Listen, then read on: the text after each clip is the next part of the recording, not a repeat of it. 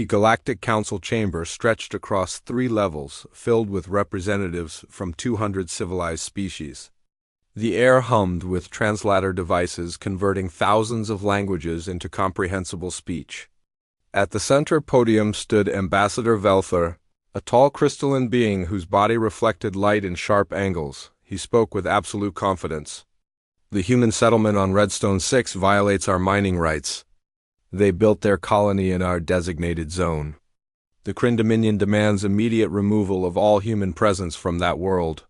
The council members listened with varying degrees of interest. Most had dealt with territorial disputes before. This seemed routine, unremarkable. Just another boundary conflict in a galaxy full of them. Elder Thrace rose slowly from his seat. The ancient reptilian being commanded respect through sheer age alone. His species had explored the stars when most others were still learning to make fire. His voice carried weight that younger civilizations could not ignore. "I must voice concern about this action," Thrace said carefully. "The humans are not like other species. They have certain principles, certain lines that must never be crossed. I strongly recommend negotiation rather than forced removal." Velthor's crystalline face showed something like amusement. "The humans are weak. They speak constantly of peace and cooperation. Their military is scattered across defensive positions. They avoid conflict whenever possible. We have studied them thoroughly. They will protest through official channels and ultimately accept relocation." "You mistake restraint for weakness," Thrace warned. "This is a grave error." But the vote proceeded anyway. The council approved the Kryn proposal by overwhelming majority.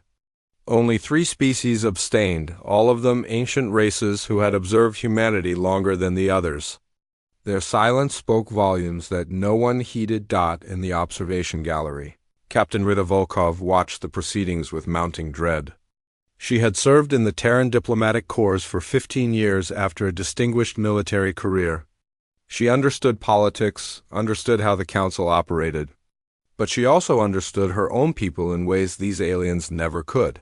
She wanted to interrupt, to make them understand. But protocol bound her to silence. The human government would file formal protests through proper channels. Everything would follow established procedures. That was how civilized species handled disagreements. Rita touched the communication device on her wrist but stopped herself. She would wait for official orders. Still, she felt an urge to call home, to warn someone, anyone. The casual dismissal of Elder Thrace's concerns felt wrong in ways she could not fully articulate. 3 days passed. Kryn warships arrived at Redstone 6 in formation. 5 heavy cruisers and 12 support vessels. Overwhelming force for a peaceful mining colony. Commander Daxaren commanded the operation from his flagship. His orders were simple and direct. Remove the humans. Dismantle their structures. Erase all evidence of their presence. Redstone 6 was not a wealthy colony. 800 humans lived there, mostly families trying to build better lives on a frontier world. They mined minerals, grew food in greenhouse domes, and slowly terraformed the harsh environment. They had been there 6 years. Children had been born there. It was home. The Kryn soldiers descended as the sun set. They moved through the settlement with military precision, gathering confused colonists at collection points. The humans complied without resistance. They did not understand what was happening, but they were not fighters. They were miners and farmers and teachers. Private Kelvin pushed open the door to a large prefabricated building. His scanner indicated a storage facility. Instead, he found himself staring at 43 small humans arranged in rows of desks. The walls were painted bright colors. Educational materials covered every surface. A female human stood at the front, her hands raised in a calming gesture. "Please," the woman said. Her name was Margaret Davies. She had taught on Redstone 6 for 3 years. "These are children. Let me take them to their parents. They're scared." Kelvin had never encountered human juveniles before. They looked similar to adults but smaller, their features softer. The older ones held the younger ones protectively. Their eyes watched him with fear and confusion. Something about the scene made him uncomfortable in ways he could not define. He activated his communicator. Commander, I have discovered juveniles in Structure 7B, approximately 40 individuals. They appear to be in some kind of learning facility. Requesting instructions. On the ship above, Commander Daxaren felt irritation ripple through his system. Juveniles complicated things unnecessarily. But his orders covered all contingencies. Remove all humans. No exceptions. Proceed with standard evacuation protocol, he ordered. If anyone resists, respond with appropriate force. Sir, they are very young. Some appear to be barely— I gave you an order, Private. Execute it immediately. Kelvin entered the room. Margaret Davies moved to block his path to the children. Please, just let me walk them out. They'll go peacefully. Don't frighten them more than necessary. Behind her, a small boy started crying. The sound triggered something in the other children. Several began crying as well. The older ones tried to comfort them, but fear spread through the room like wildfire. Kelvin raised his weapon, intending only to gesture toward the door. But his hand trembled slightly. The crying children unnerved him. In that moment of distraction, one of the older students moved suddenly, reaching for a younger child who had started running toward the back door. Another Kryn soldier interpreted the movement as aggression. He fired. The plasma bolt struck the wall above the children's heads. Panic erupted. Margaret Davies screamed for everyone to get down. Children scattered in all directions. Kelvin tried to restore order, but chaos had taken hold. More soldiers entered. More weapons discharged. In the confusion and fear and terrible misunderstanding, the unthinkable happened. When silence finally returned to the schoolhouse, 4 children lay dead. 7 others were wounded, some critically. Margaret Davies had taken 3 plasma rounds while shielding a small girl behind her. She died instantly, her last act one of pure, selfless protection. The surviving children were pulled from the building in shock. Their screams echoed across the settlement. Parents who heard those screams fought desperately to reach them, but Kryn soldiers held them back. The scene devolved into chaos and grief and rage. Commander Daxaren ordered immediate completion of the operation. The humans were loaded onto transport ships while still in shock. The settlement was dismantled within hours. Bodies were placed in stasis containers for eventual return to human space. Within a day, Redstone 6 showed no sign that humans had ever lived there. Daxaren filed his report according to standard military procedure. He noted minimal resistance and acceptable operational parameters. The deaths of juveniles received 1 sentence, classified as unfortunate casualties during lawful enforcement action. He felt no particular emotion about it. Orders had been followed. The mission was complete. The news reached Earth 72 hours later. It traveled through official channels, verified and cross-referenced and confirmed beyond any doubt. Captain Rita Volkov carried the report to Fleet Admiral James Hawthorne personally. She had insisted on delivering it herself. Hawthorne read the documents in his office. Overlooking the Pacific Ocean, he read every word, studied every image, reviewed every testimony from survivors. His hands shook slightly as he turned the pages. When he finished, he sat in silence for a long time. "How many children?" he asked quietly. 11 dead. 4 were under 8 years old. 23 wounded. 7 are still critical. The teacher died protecting them. Hawthorne closed his eyes. He was 70 years old. He had served in the military for 50 of those years. He had seen combat, had made decisions that cost lives, had carried the weight of command through 3 regional conflicts. But this was different. This cut deeper than any battle wound. Behind his desk hung the flags of Earth's unified nations. Humanity had finally achieved global peace after centuries of war. They had put aside old hatreds and looked to the stars together. They had committed themselves to being better, to representing the best of what intelligent life could achieve, but humanity had not forgotten how to fight. They had simply chosen not to, and choice implied the ability to choose differently. "Convene the Security Council," Hawthorne said. His voice carried a tone that Rita had heard only once before, during the colony wars on the Outer Rim. "Contact all fleet commanders. Recall all ships to defensive positions around Earth and the core colonies. And send a message to the Galactic Council. Tell them we wish to discuss the incident through proper diplomatic channels. Rita nodded and turned to leave. But she paused at the door. Admiral, the crews are already hearing about what happened. Messages are spreading through unofficial channels. What do I tell them? Hawthorne stood and walked to the window. He looked out at the ocean, at the peaceful blue planet that had birthed humanity. Tell them to ready their ships. Tell them to check their weapons and review combat protocols. Tell them we hope for peace but prepare for what may come. After Rita left, Hawthorne opened a secure channel to the other MEM. Keepers of the Security Council. Similar conversations were happening in Beijing, Moscow, London, Lagos, Snow Paulo. The leaders of humanity were all receiving the same reports, feeling the same cold fury settling into their bones across human space. From the oldest colonies to the newest frontier settlements, the news spread. 800 worlds received the story within hours. 3 trillion human souls learned what had happened on Redstone 6, and in that moment something shifted. The galaxy had poked the sleeping giant, had crossed the one line that should never be crossed. Humanity had rules.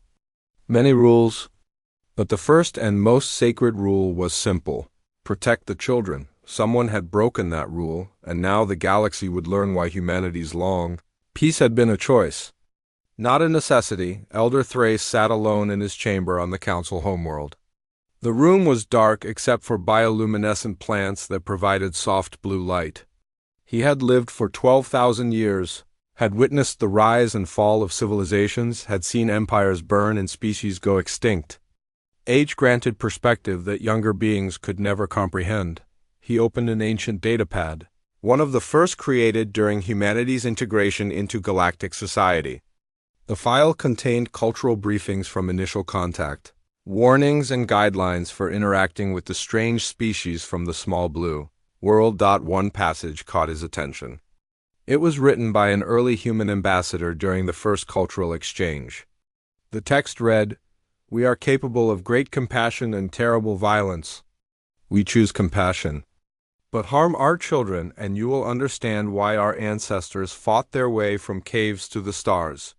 You will see why we named our warships after concepts like vengeance and fury, and you will learn, too late, that mercy was always our choice, not our nature." Thrace had read those words 1,000 times over the centuries. Most species dismissed them as primitive posturing.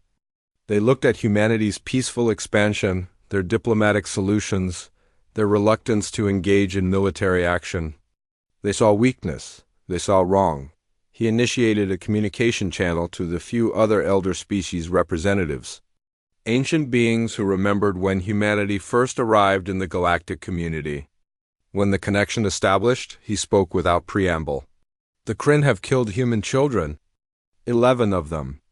The youngest was 5 years old in human measurement." Silence greeted his words. Then slowly responses came: shock, horror, fear. These were beings who had lived long enough to recognize patterns, to understand consequences. "The Council must intervene immediately," said Ambassador Lorth of the Velkin Collective. "We must offer reparations, punish those responsible, do whatever necessary to prevent escalation." "It may already be too late," Thrace replied. "The humans are not like us. They do not think in terms of gradual response or proportional retaliation. They have a binary nature. They are either at peace or at war. There is no middle ground." "Surely they will accept our mediation," Lorth insisted. "We are the elder races. Our wisdom means nothing to them right now," Thrace interrupted. "They are feeling something we cannot fully comprehend because our species do not bond with our young the way humans do. To them, every child is precious beyond measure. What was done on Redstone 6 is not a crime or a tragedy. It is a violation of their deepest nature." The communication ended with agreements to monitor the situation. But Thrace knew monitoring would accomplish nothing. The avalanche had begun. All they could do was wait for it to reach the bottom. On Earth, the Security Council met in emergency session. The room was sealed, communications blocked, security absolute. 12 individuals sat around an oval table, representing the major power blocks of humanity. They had reviewed the reports. They had seen the images. Now, they had to decide how to respond. President Alexandra Morrison of the United Earth Government spoke first. We must be clear about our objectives. We want justice for the victims. We want accountability from those responsible. We want assurances this will never happen again. But we also want to avoid a war that could destabilize the entire galactic community. Defense Minister Kumar leaned forward. With respect, Madam President, we may not have a choice about war. The people are demanding action. Every colony world is calling for military response. If we appear weak or indecisive, we risk internal fracturing. The people are grieving, Morrison countered. Grief makes poor strategic decisions. We must be the adults in this situation. Admiral Hawthorne cleared his throat. All eyes turned to him. He commanded more respect than any politician in the room. His word carried weight that transcended politics. I have reviewed our military readiness, he said quietly. We can mobilize 2,000 capital ships within a week, 5,000 within a month. Our defensive networks are at full capacity. Our Marines are ready. Our pilots are ready. Every person in uniform is ready. The question is not capability. The question is whether we want to open this door. Explain, Morrison said. Hawthorne stood and activated a holographic display. It showed the galactic arm, with human territory marked in blue and the various alien species territories marked in other colors. Humanity controls approximately 8% of explored space. We have 3 trillion citizens across 800 worlds. We maintain the third largest military in the galaxy, but only by number of ships. In terms of advanced technology, we rank 7th. In terms of actual combat experience, we rank much lower. We have not fought a major war in 80 years. He paused, letting the information settle. However, we have advantages that do not show on traditional assessments. Our industrial capacity exceeds any other species by a factor of 3. Our ability to rapidly produce war materials is unmatched. Our people are motivated in ways that pure logic cannot quantify. And most importantly, we are unified in ways the galaxy has never seen. You think we can win a war against the Kryn Dominion, Morrison said. It was not a question. I think we can destroy the Kryn Dominion completely within 6 months, Hawthorne replied flatly. The real question is what happens after. Do we fight one species, or does the entire council unite against us? Do we become the aggressors in the eyes of the galaxy? Do we sacrifice our principles to satisfy our rage? The room fell silent. These were the calculations of power, the cold mathematics of interstellar politics. But beneath those calculations ran a current of emotion that no amount of logic could fully suppress. I have a proposal, said Ambassador Chun of the Diplomatic Corps. We request an emergency session of the Galactic Council. We present evidence of what occurred. We demand the individuals responsible be turned over for trial under galactic law. We give them 72 hours to comply. If they refuse, we withdraw from the Galactic Council and close our borders. We do not start a war, but we make clear that the relationship has fundamentally changed. And if they agree to our demands? Kumar asked. Then we have justice without war, Chun replied. The individuals responsible face trial. The Kryn government acknowledges wrongdoing. The galaxy sees that there are consequences for harming humans, and we avoid a conflict that could kill billions. And if they refuse or delay or offer insufficient response? Morrison pressed. Chen met her eyes steadily. Then we make them understand that humanity's patience has limits. We demonstrate why peaceful species are often the most dangerous when finally provoked. We show them that killing our children was the worst mistake they could possibly make. The vote was called. The decision was unanimous. Humanity would seek justice through official channels first. But the unstated understanding hung in the air like smoke. If justice was denied, war would follow with absolute certainty. The message was delivered to the Galactic Council 8 hours later. Captain Rita Volkov presented the formal complaint in the council chamber. She showed the evidence, played the testimonies, displayed the images of dead children. The chamber fell silent as the full horror of what had occurred became undeniable. Ambassador Velther stood to respond. His crystalline form seemed to dim slightly, reflecting discomfort. The Kryn Dominion regrets any loss of life during the lawful enforcement action on Redstone 6, however. The humans were illegally occupying territory designated for Kryn use. The soldiers acted according to standard procedures. Any deaths were the result of human resistance. Rita felt rage surge through her body but kept her voice level. The evidence clearly shows the victims were children in a schoolhouse. They were not resisting. They were terrified.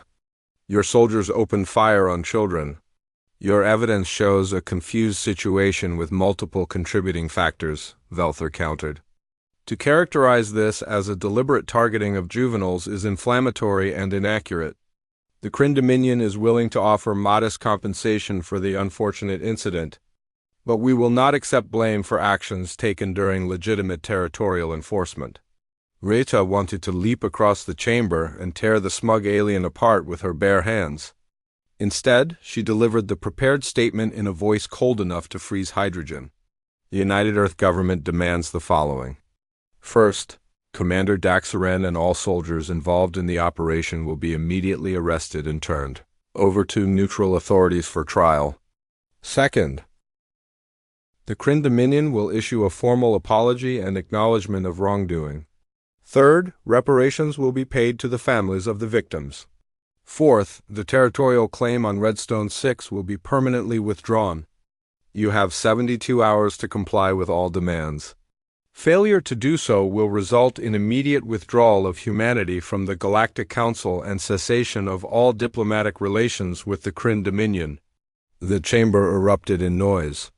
Representatives shouted questions and objections. Velther's crystalline face showed something like outrage. You cannot issue ultimatums to the Council. You are one species among 200. You will accept our generous compensation offer or face sanctions. Rita gathered her materials and turned to leave. At the door, she paused and looked back at Velther. You killed our children. You will face justice for that crime, one way or another. Whether that justice comes through this council or through other means is entirely up to you. Choose wisely. She left the chamber. Behind her, chaos reigned as species took sides and debated responses. Elder Thrace watched it all with ancient, sad eyes. He knew how this would end. The only question was how many would die before it did. Across human space, the population waited. They watched the news feeds, followed the diplomatic maneuvering, and prepared themselves for what might come. On military bases, personnel checked weapons and equipment. In shipyards, construction crews worked around the clock preparing vessels for potential combat. In homes across 800 worlds, families held each other close and hoped for peace while bracing for war. The 72-hour clock began counting down. And in that countdown, the galaxy held its breath, sensing that something fundamental had shifted. The rules that had governed interstellar relations for millennia were about to be rewritten because someone had broken the one rule that could not be broken. And now everyone would pay the price for that mistake. The 72-hour deadline passed without response from the Kryn Dominion. The Galactic Council convened multiple emergency sessions but could reach no consensus. Some species supported humanity's demands. Others sided with the Kryn, citing territorial sovereignty. Most sat in the middle, paralyzed by indecision and fear of choosing the wrong side. Ambassador Velther remained defiant. He gave speeches about Kryn honor and territorial rights. He accused humanity of overreacting, of using tragedy as an excuse for aggressive expansion. He gathered support from species who feared human industrial power or resented humanity's rapid growth in the galactic community. What Velther failed to understand was that he had already lost. The nature of his failure would become apparent soon enough. On Earth, President Morrison addressed the planet in a broadcast that reached every human settlement across 800 worlds. She stood at a podium bearing the symbol of the United Earth government, flanked by flags representing humanity's unified nations. Her face showed the weight of what she was about to announce. My fellow humans, she began. 72 hours ago, we asked the Galactic Council for justice. We asked that those responsible for killing our children face trial. We asked for acknowledgement of wrongdoing and assurance it would never happen again. We asked for simple, basic accountability that any civilized society should provide. She paused, letting the words settle. The Kryn Dominion has refused all demands. They offer no apology. They surrender no criminals. They acknowledge no fault. Instead, they insult us with trivial compensation and lectures about their rights. Morrison's voice hardened. Therefore, effective immediately, humanity withdraws from the Galactic Council. All diplomatic relations with the Kryn Dominion are severed. All trade is suspended. All treaties are void. Furthermore, we are declaring a total embargo on the Kryn Dominion. No human ship will trade with them. No human port will accept their vessels. We will enforce this embargo with military force if necessary. The broadcast continued with specific details, but the message was clear. Humanity was done talking. The question now was, what would come next? Admiral Hawthorne issued orders to the fleet within minutes of Morrison's speech. Ships began moving from defensive positions toward strategic locations. 12 carrier groups, comprising over 300 capital ships, deployed along human territory borders. Marine divisions embarked on assault transports. Fighter wings launched combat patrols. The entire human military machine shifted from peacetime operations to war footing with frightening speed, but the fleet did not advance into Kryn space. Not yet. Instead, they established a blockade line along the border. Any Kryn ship attempting to cross into or out of their territory through human-controlled space lanes would be intercepted. Trade routes were cut. Commerce ground to a halt. The economic pressure would be enormous. The Kryn government responded with outrage and disbelief. They had not anticipated such a strong reaction. In the council chamber, Velther demanded intervention from other species. The humans are acting like savages, he declared. They threaten war over an accident. They cut off trade and establish military blockades. This is aggression, pure and simple. The council must sanction them immediately. Elder Thrace finally spoke, his ancient voice cutting through the chamber's noise. You still do not understand what you have done. You killed their children and refused to accept responsibility. You spit on their dead and mocked their grief. Did you truly believe they would simply accept this? We followed proper procedures, Velther insisted. Our territorial claim was legitimate. The council approved our action. The humans were in violation. Any casualties were their own fault for being where they should not have been. There were children in that settlement, Thrace said, his voice heavy with something like pity. Small beings who had done nothing wrong, who threatened no one, who were simply trying to learn and grow. Your soldiers killed them. Whether by accident or design, whether justified by procedure or not, the result is the same. Dead children. And you refuse to acknowledge that this matters. It does not matter in terms of legal responsibility, Velther argued. Juveniles are not a special category under galactic law. Casualties are casualties regardless of age. The humans are being emotional and irrational. Thrace leaned back in his seat, suddenly looking every one of his 12,000 years. Then you have learned nothing, and you will pay for that ignorance with everything your people have. The council dissolved into arguments and accusations. No consensus emerged. No action was taken. The elder races withdrew from the debates, recognizing futility when they saw it.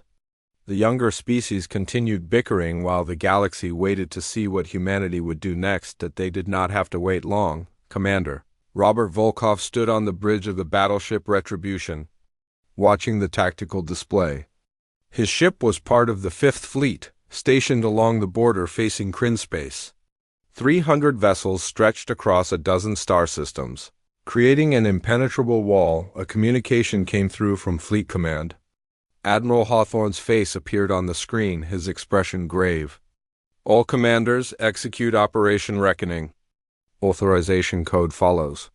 Robert felt his heart rate increase as the orders downloaded to his ship's computers. He read through them quickly, absorbing the details. It was bold. It was dangerous. It was exactly what the situation required. "All hands to battle stations," he announced. "Prepare for combat operations." This is not a drill. Across the fleet, similar announcements echoed through hundreds of ships. Crews rushed to positions. Weapon systems powered up. Shields activated. Fighter pilots sprinted to their craft. The massive war machine that humanity had built over decades of peace suddenly came alive with deadly purpose. The first target was a Kryn military outpost on the border. It was not in human territory, but it was close, a forward observation station that monitored human ship movements. The Retribution and 12 escort vessels approached at battle speed. "Attention, Kryn outpost," Robert transmitted. "You are ordered to evacuate immediately. You have 30 minutes to abandon the station and withdraw to safe distance. After that time, we will destroy it. This is your only warning." The Kryn commander at the outpost responded with confusion and anger. "You have no authority to order us from our own installation. This is Kryn territory. You are threatening an act of war." "The state of war already exists," Robert replied. "You began it when you killed our children. Now you will learn what war with humanity actually means." 29 minutes remaining. The Kryn commander cut the channel and immediately sent distress signals to his government. He did not evacuate. He believed the humans were bluffing, that they would not actually fire on a military installation in peacetime. He believed wrong. 20-9 minutes later, the Retribution fired a full broadside into the outpost. Missiles and particle beams reduced the station to debris within seconds.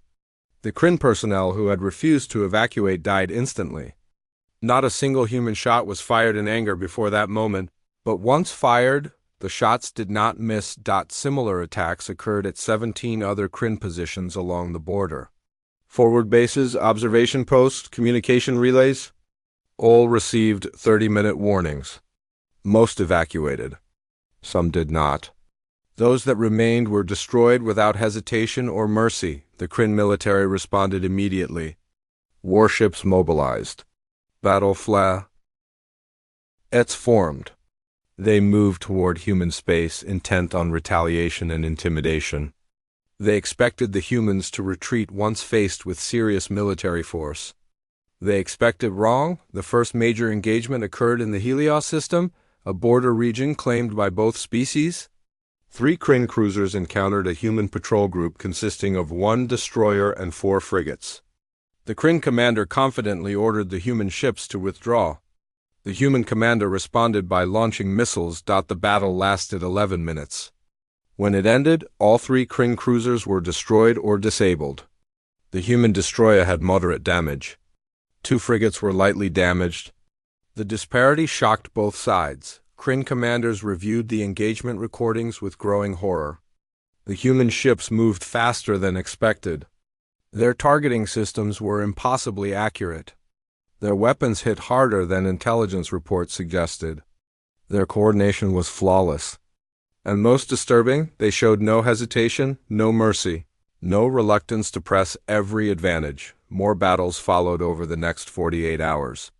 Each one followed a similar pattern. Kryn forces engaged expecting easy victory or at least parity. Instead, they faced opponents who fought with cold, calculated efficiency. Human losses were not zero, but they were far lower than anyone anticipated. Kryn losses were catastrophic. In the Galactic Council, Ambassador Velther demanded intervention.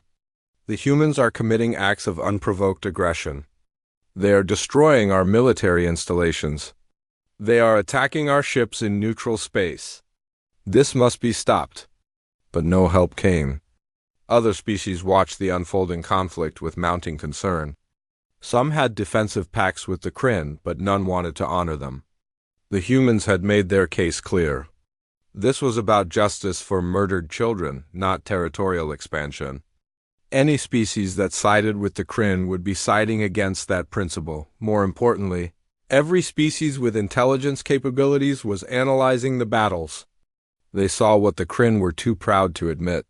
Humanity was not just winning. They were dominating. And they had only deployed a fraction of their military power. Elder, Thrace watched the reports and felt ancient sadness settle into his bones. He had tried to warn them. He had explained what humanity was capable of when provoked. But no one had listened. Now the galaxy would learn the hard way. He opened the communication to Ambassador Velthor. When the crystalline being's face appeared, Thrace spoke with the weight of his years. You have one chance to stop this. Surrender the individuals responsible for the deaths on Redstone 6, issue a formal apology. Accept full responsibility. Do it now, before this escalates beyond any hope of resolution. Velthor's face showed defiance even as his forces crumbled. We will never surrender to human demands. The Kryn Dominion does not bow to threats. We will fight until the humans are driven back to their own territory. Then you doom your people, Thrace said quietly.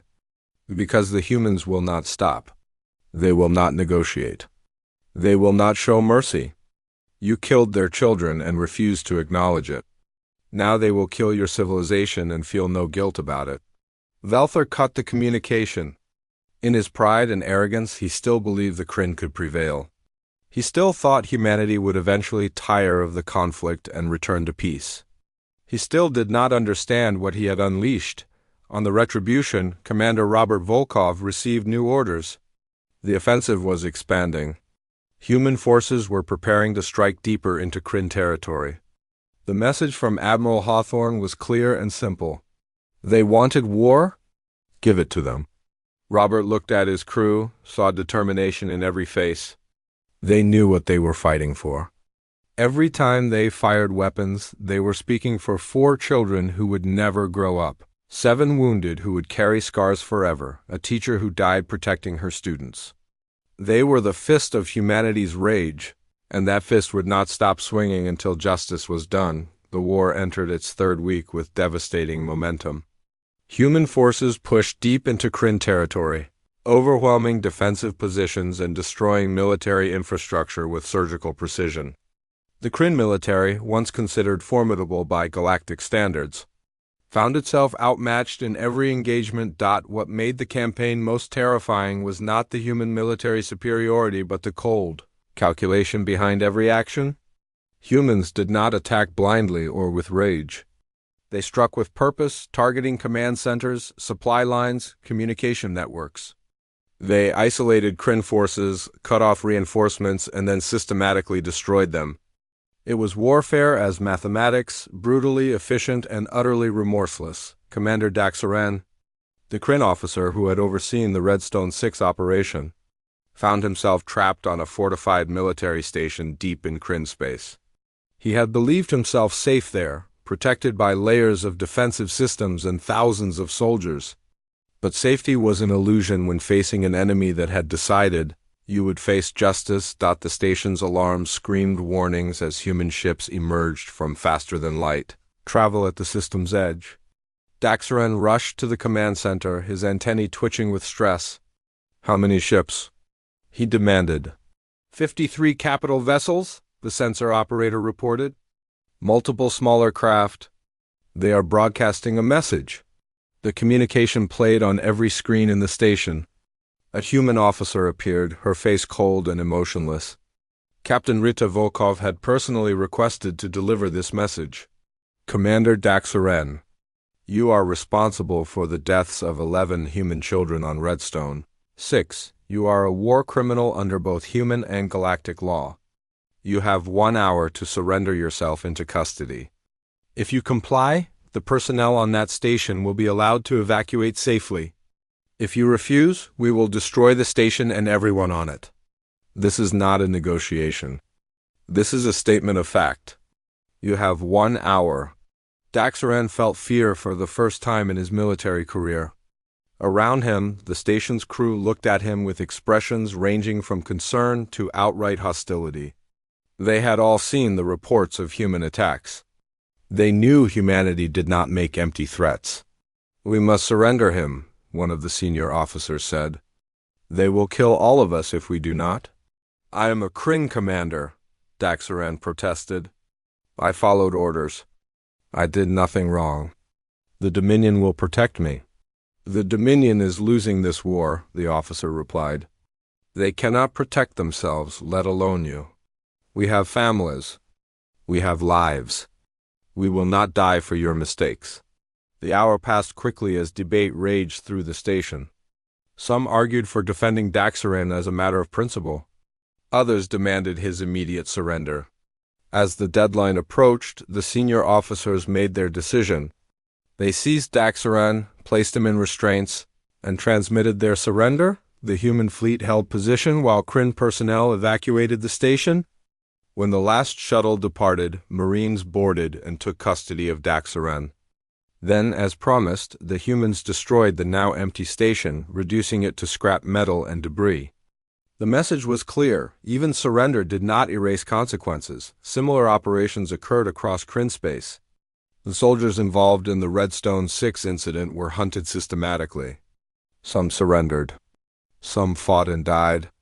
Within 2 weeks, every individual identified as bearing responsibility was either in human custody or dead.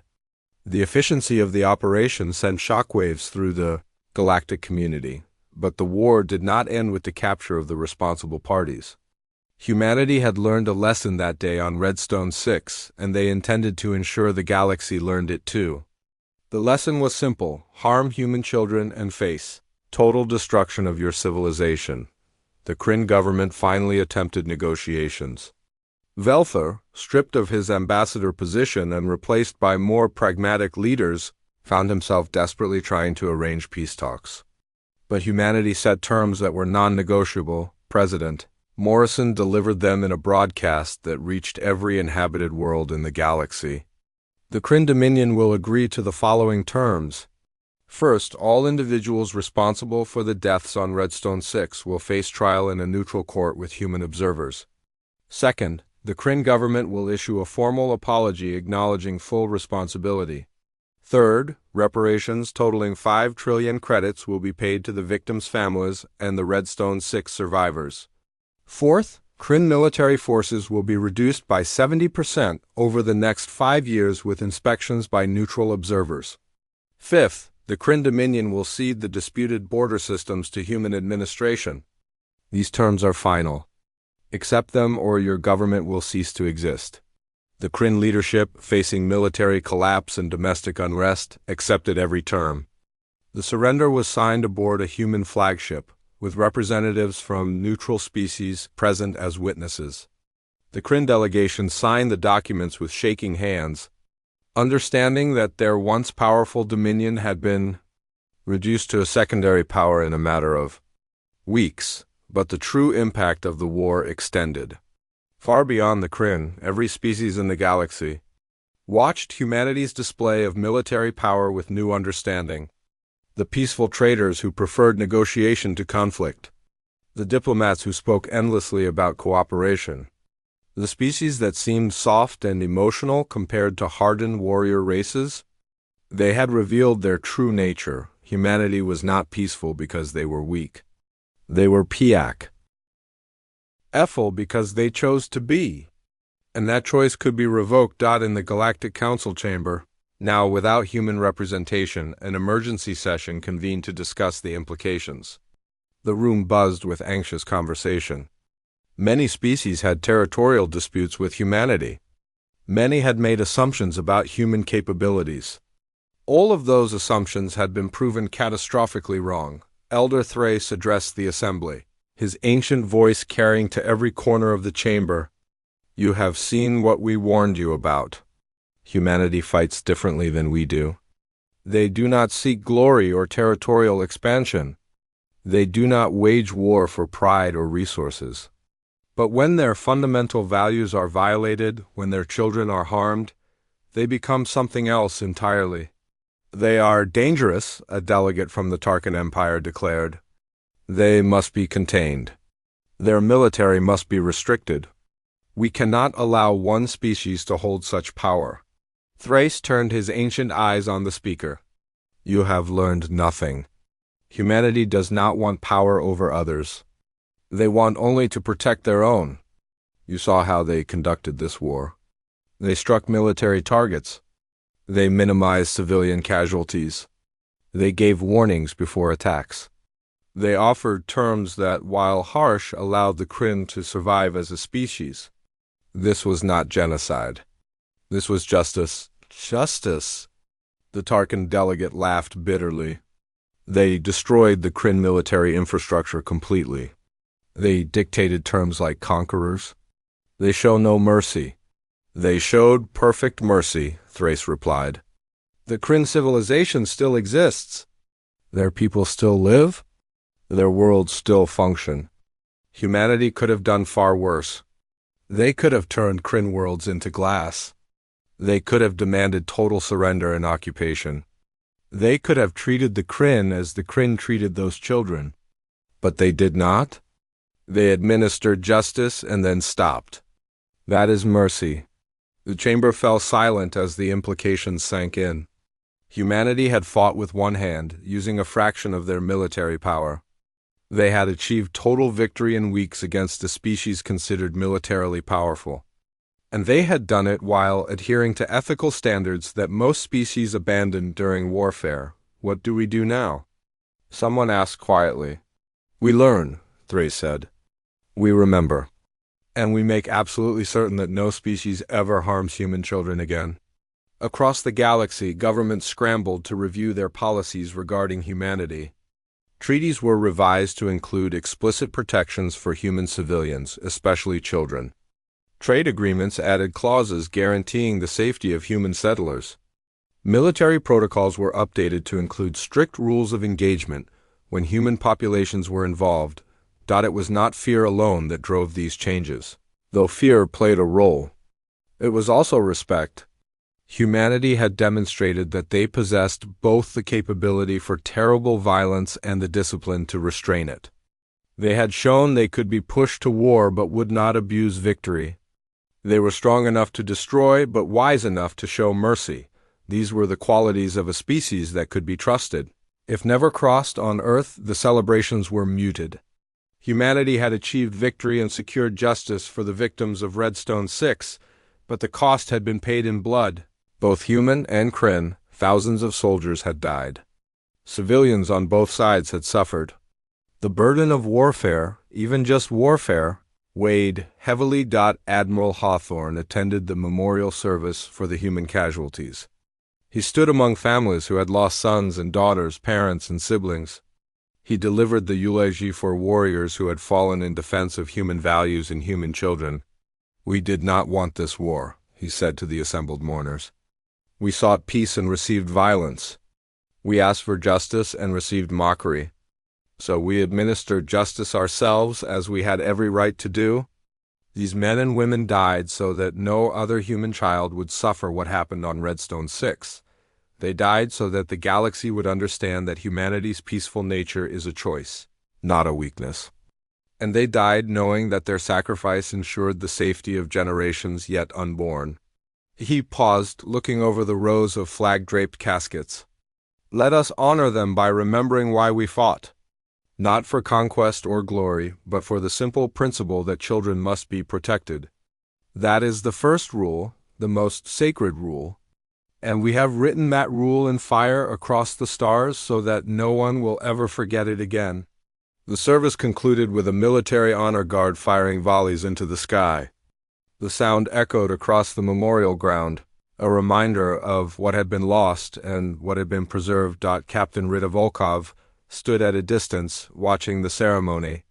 Her brother Robert stood beside her, both of them in dress uniforms bearing the medals and commendations earned during the war.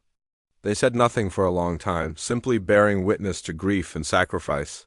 Was it worth it? Robert finally asked. Rita thought about the children she had seen in the reports, their small bodies covered by sheets. She thought about Margaret Davies, the teacher who died protecting her students. She thought about the families torn apart by violence and the futures stolen by callous disregard. Yes, she said quietly. It was worth it. Because now every child in human space is safer. Every parent can sleep knowing that the galaxy understands the cost of harming our young. We paid a terrible price, but we bought something invaluable. We bought the certainty that this will never happen again. Robert nodded slowly. They stood together in silence, two warriors bearing the weight of what they had done and what they had prevented. Around them, the memorial service ended and families began to depart. Carrying their grief and their pride in equal measure, the war was over. Justice had been served. But the lesson would endure for generations. A warning written in the debris of Kryn military stations and the surrender documents, signed aboard human warships. The galaxy had learned the first rule: never harm human children, and in learning that rule, they had discovered something even more important: humanity's capacity for both terrible vengeance and measured mercy. They were a species that could destroy civilizations but chose not to. That could wage war with ruthless efficiency but also knew when to stop. These were not the characteristics of primitives or savages. These were the marks of a mature civilization, one that had learned hard lessons through its own bloody history and emerged stronger and wiser. The galaxy would not forget those lessons, and humanity would make certain of it. 6 months after the war ended, life slowly returned to normal across human space. The fleet stood down from combat readiness. Soldiers returned home to families who had waited anxiously for their return. The industrial machine that had produced weapons and warships shifted back to peaceful production, but nothing was truly the same. The galaxy had changed in fundamental ways that would shape interstellar relations for centuries to come. On Redstone 6, a new settlement was being built. The original colony had been dismantled by Kryn forces, but humanity had returned to reclaim what was theirs. This time, the settlement was larger, better protected, and carried symbolic importance far beyond its actual economic value. Margaret Davies' Memorial School stood at the center of the new colony. It was a beautiful building constructed from local stone and earth materials, designed to hold 200 students. A memorial garden surrounded it, with 11 trees planted in honor of the children who had died and a statue of Margaret Davies standing watch at the entrance. Governor Lisa Park stood at the dedication ceremony, surrounded by survivors of the original colony and families of the victims. She had volunteered for this position specifically because of what Redstone 6 represented. This was not just a colony anymore. It was a promise, written in stone and steel, that humanity would never forget and never again allow such a tragedy. "We return to this world not out of spite or vengeance," Park said to the assembled crowd. "We return because this is our home. We return because children should be able to grow up in peace, learning and playing without fear. We return because the best way to honor those we lost is to build the future they were denied." The ceremony concluded with the planting of a 12th tree, representing hope for the future. Children from Earth and the core colonies had contributed seeds from their home worlds, creating a garden that symbolized humanity's diversity and unity. Among the attendees was Commander Daxaran, brought from his detention facility under heavy guard to witness the ceremony. He was serving a life sentence for war crimes, along with the other surviving soldiers from the original incident. As part of his sentence, he was required to attend every memorial and dedication related to Redstone 6. Forced to confront the consequences of his actions, he stood silently, his antennae drooping with shame and regret. Whatever defiance he had shown during the trial had long since evaporated. He had spent months reviewing the evidence, understanding what had actually happened, and recognizing his own failures.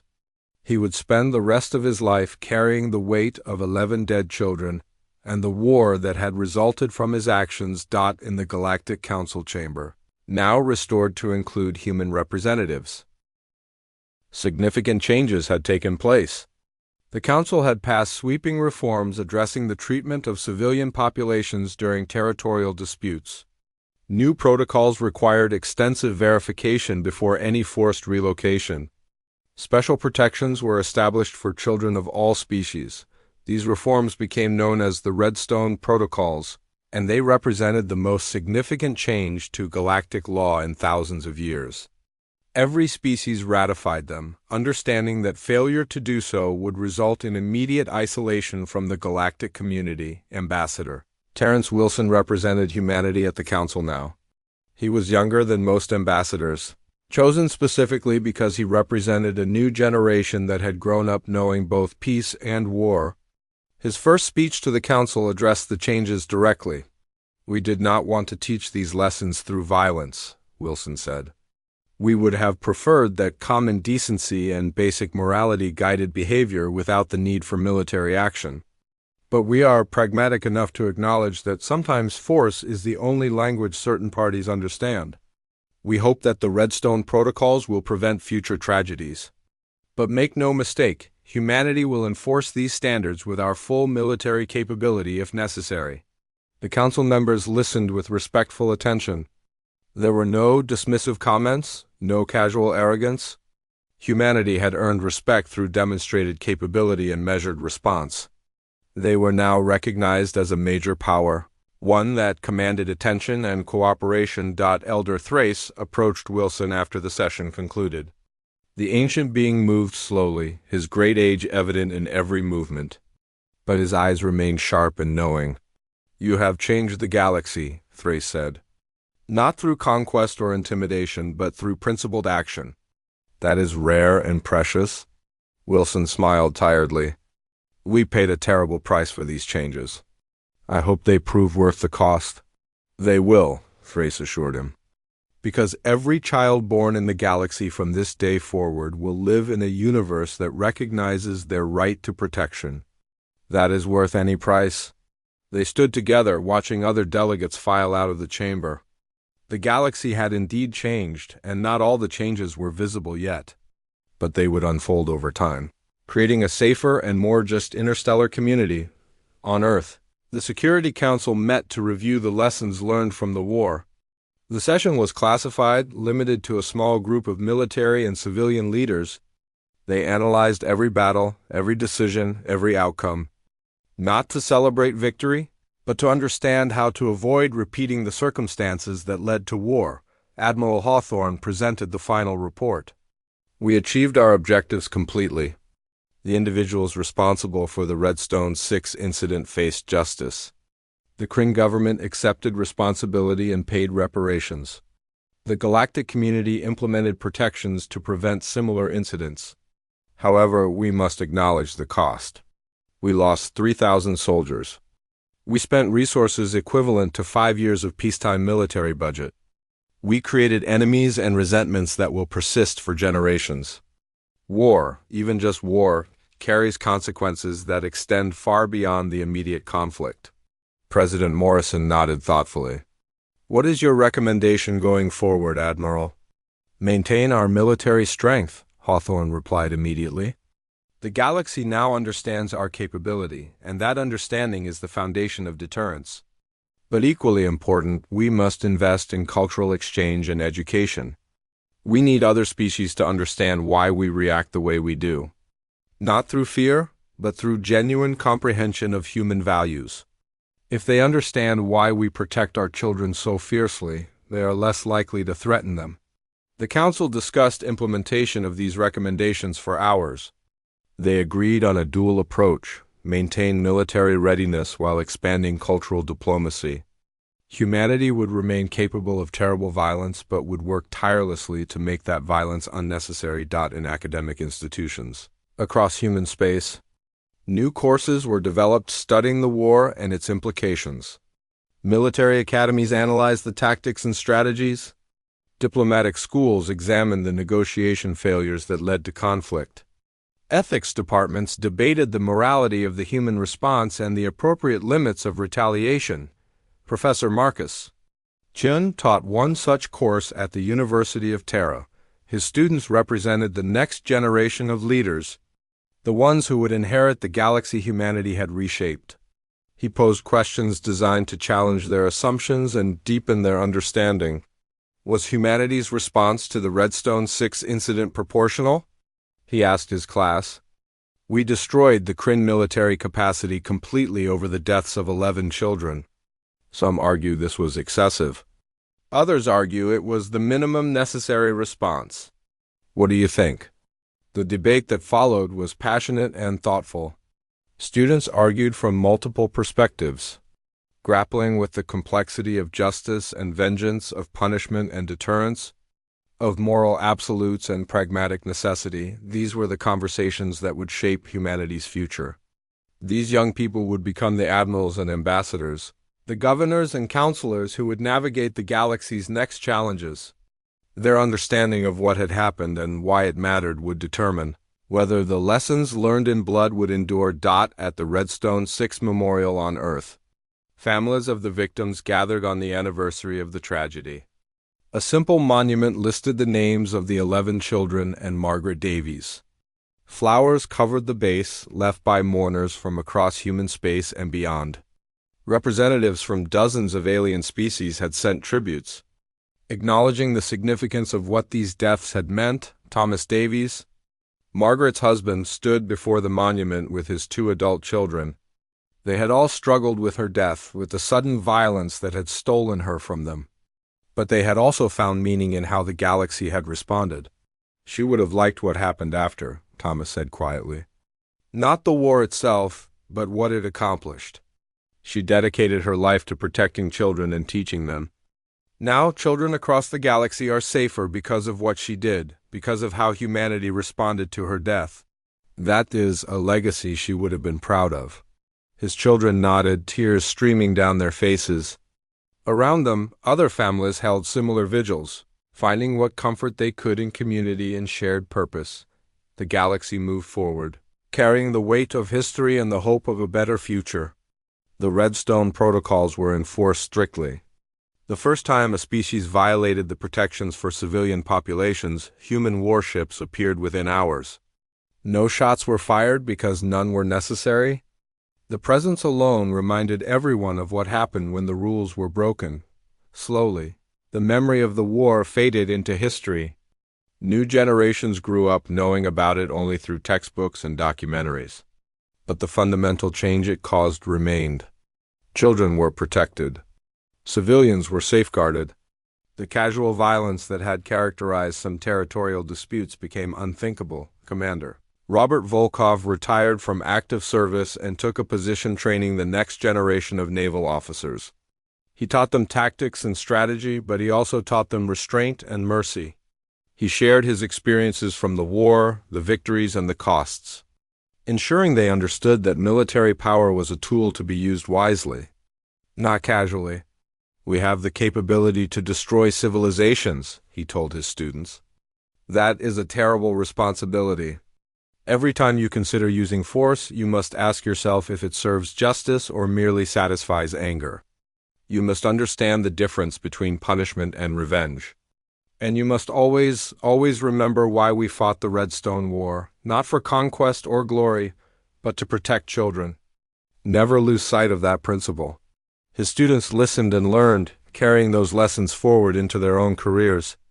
The cycle of education and understanding continued, generation after generation, ensuring that the values humanity fought for would endure. In the Kryn Dominion, reconstruction proceeded slowly. The species had been humbled but not destroyed. Their military was limited, their territory reduced, but their civilization survived. Many Kryn came to understand what their government's arrogance had cost them. They built their own memorials, acknowledging the wrong that had been done and committing to never repeating those mistakes. Ambassador Velthor lived the remainder of his life in disgrace, stripped of all positions and honors. He had been the voice of Kryn arrogance, the face of their casual dismissal of human grief. He served as a cautionary tale, a reminder of what happens when pride and prejudice override basic decency. The galaxy settled into a new equilibrium. Humanity was recognized as a major power, respected and cautiously approached. Other species learned to understand human psychology better, to recognize the values that drove human behavior. Cultural exchange increased as aliens sought to comprehend what made humanity unique, and at the heart of it all was the simple recognition that had been written in violence and blood: children must be protected. This was not just a human value, though humanity enforced it most vigorously. It became a galactic standard, a shared commitment that transcended species differences. The first rule of the galaxy was now undeniable, universal and absolute. Never harm human children, or any children for that matter. Because if you did, humanity would remind you why peaceful species are often the most dangerous when their fundamental values are violated. The lesson had been learned. The price had been paid, and the galaxy was better for it, though the cost had been terrible and the memory painful on Redstone 6. In the new settlement built on the site of tragedy, children played in the gardens and learned in the classrooms. They laughed and grew and dreamed of futures that stretched to the stars. They were safe in ways that previous generations could not have imagined, and in that safety, in that simple ability to grow up without fear, lay the ultimate justification for everything that had happened. The war had been brutal but necessary. The price had been high but worthwhile. The galaxy had changed because humanity had drawn a line and defended it with absolute conviction. Never again would children die because of casual violence or diplomatic arrogance. Never again would grief be dismissed as overreaction. Never again would the galaxy forget that humanity's peaceful nature was a choice, not a limitation. These were the truths written in fire across the stars, the lessons that would endure for as long as humanity existed. And in those truths lay both warning and promise. Cross the line and face destruction. Respect the line and find friendship, the galaxy had learned. And humanity would ensure it never forgot. Two halves retriclawed can make mistakes. Please double-check responses.